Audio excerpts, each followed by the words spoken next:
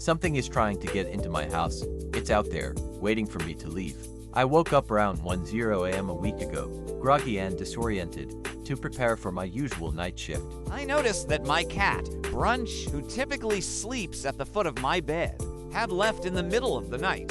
This wasn't unusual, but the door to my room was closed, with no other way out.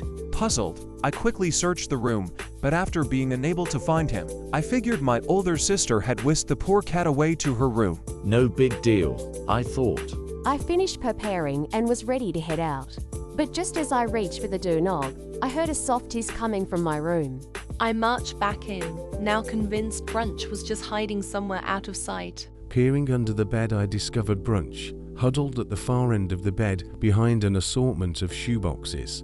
His fur was stood on end. I had never seen him behave like this before. After calling out to him for a few minutes, trying to gently coax him out to no avail, I worried that something was terribly wrong with Brunch. I made an awkward attempt to crawl under the bed and try pulling him out. While I was not particularly fond of cats, Brunch had always been a quiet and gentle companion to me since my childhood.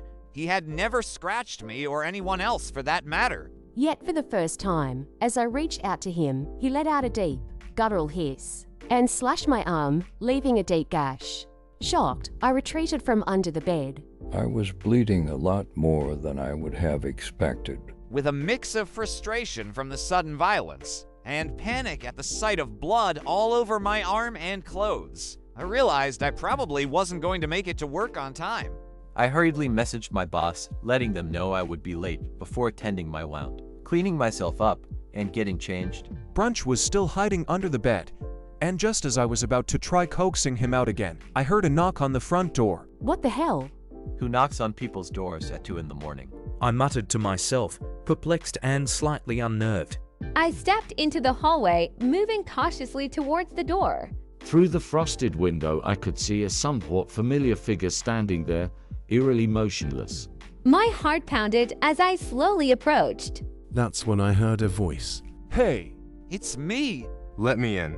The voice, in the dead of night, sent shivers down my spine, but the most chilling part was the familiarity of the voice itself. It was my voice. The figure on the other side of the door was unmistakably me. Hey! It's me. Let me in. It repeated firmly, now knocking more insistently. Fear set in as I realized that any of my family members would have fallen for this. I was supposed to have left for work by now. Trembling, I began to back away from the door. The figure inched closer, attempting to peer through the frosted window. As it did, I could begin to discern the blurry details on my face. Our eyes locked, and for a brief moment, it seemed surprised. But then it smiled. The most sinister, unnerving smile. A smile that I would never make. In that bone-chilling moment, it silently backed away from the door and vanished into the night.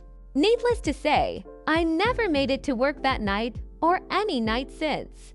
My family thinks I'm crazy for locking myself away in my room, telling me it was just some sort of prank. But since that day, every sleepless night I've had listening to my cat hiss from under the bed convinces me otherwise.